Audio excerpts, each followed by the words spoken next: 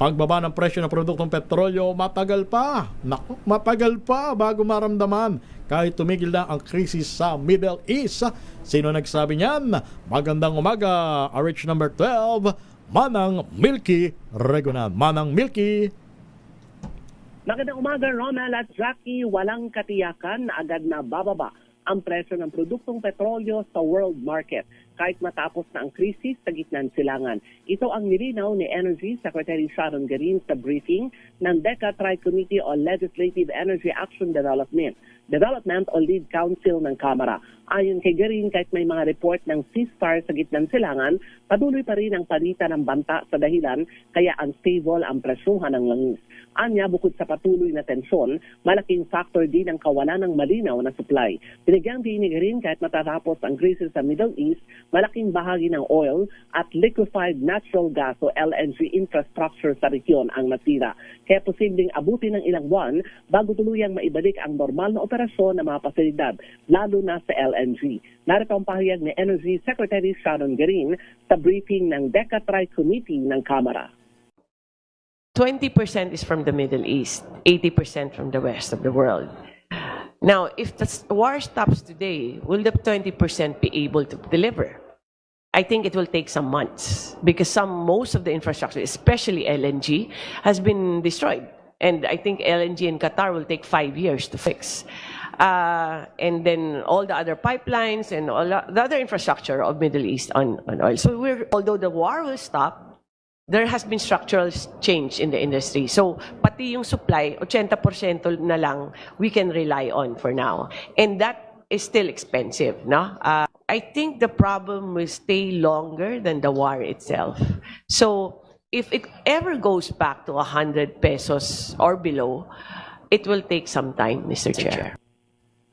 Sa ngayon, umaasa ang Pilipinas sa mas mahal na supply mula sa ibang bahagi ng mundo habang limitado naman ang galing mula sa gitnang silangan.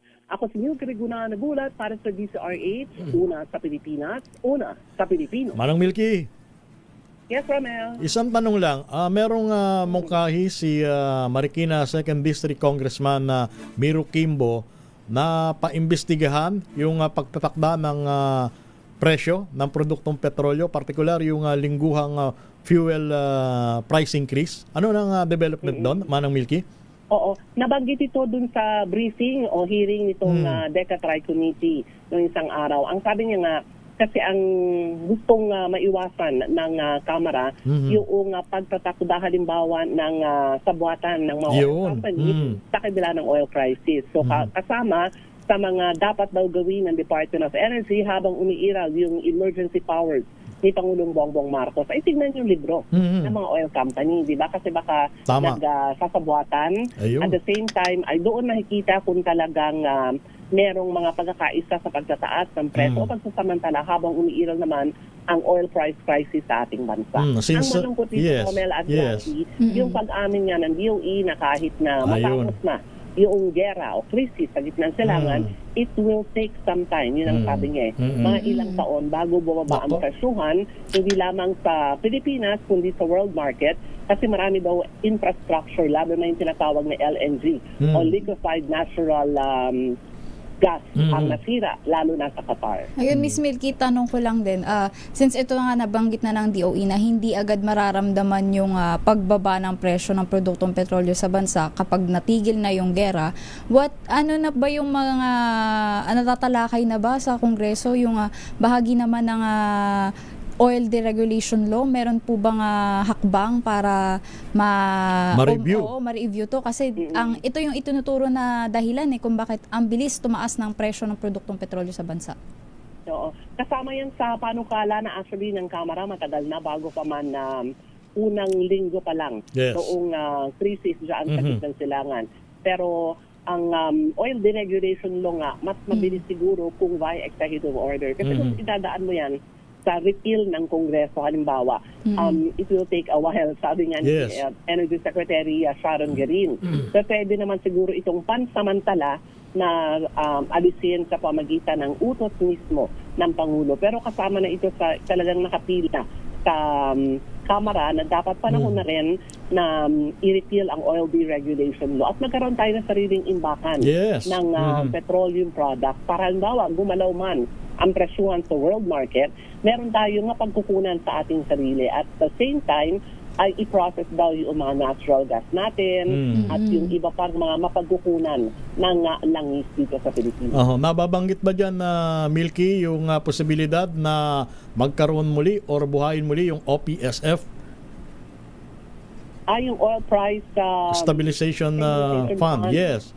Kasi yun ang ipinatupad during the time of ex-President Ferdinand Marcos Sr., hindi ba? Sa mga pagkakataon na sumisipa ang halaga ng krudo sa pandaigdigang pamilyan, meron tayong kumbaga, meron tayong shock absorber, yung OPSF na sinasabi para kahit papano hindi natin gaanong ramdam kung gaano kataas ang global crude prices. Oo, dito maraming mga rekomendasyong lumalabas na ngayon, di ba? Habang wala kasi tayong, kumbaga, ay katiyakan kung ang kailan matatapos ang krisis sa gitna ng silangan. Pero sana naman matapos na. Kaya nga. Kasi ito ay, ang epekto nito ay sa buong mundo, lalo na sa mga maliliit na bansa katulad ng Pilipinas. At dahil ang industriya ng langis sa atin ay deregulated, ay matagal nang inaamin ng gobyerno na tali ang ating kamay. Hindi ba? Kaya naman meron mga suspecha na dahil wala tayong magawa, baka naman meron mga pagkakataon na iba ang pinag-uusapan itong mga oil company sa pagtatakda ng presyo ng kanilang produkto. Oo. Bagamat sinasabi nila, wala daw sa buwatan, di ba? Pero pag nag-announce sila ng araw ng Martes, pareho yung presyo. Yun. Oo. Parang wala nang nagiging defense mechanism ang gobyerno para maibsan itong pagtaas. At wala na rin choice yung ibang mga natin. Tama. Kasi wala silang pupuntahan. Pare-pareho pa na yung presyo ng mga petroleum o mga gasoline station. Pag tinanong mo, bakit mataas ang halaga ng produktong petrolyo, ituturo ka dun sa world market kasi mataas ang halaga dun sa world market Oo nga. Pero sana matapos sa lalong madaling panahon kasi sobrang epekto nito, hindi lamang sa kumbaga ay mga motorista kundi sa bulsa ng lahat ng mamayan. Tama. Dahil tumataas halos lahat ng mga pangunahing bilihin. Maraming salamat, Manang Milky Regonan. Happy weekend, Lakay Romel. Happy weekend. Ako si Milky Regonan nagulat para sa DCRH. Una sa Pilipinas, una sa Pilipino. Maraming salamat, Miss Milky.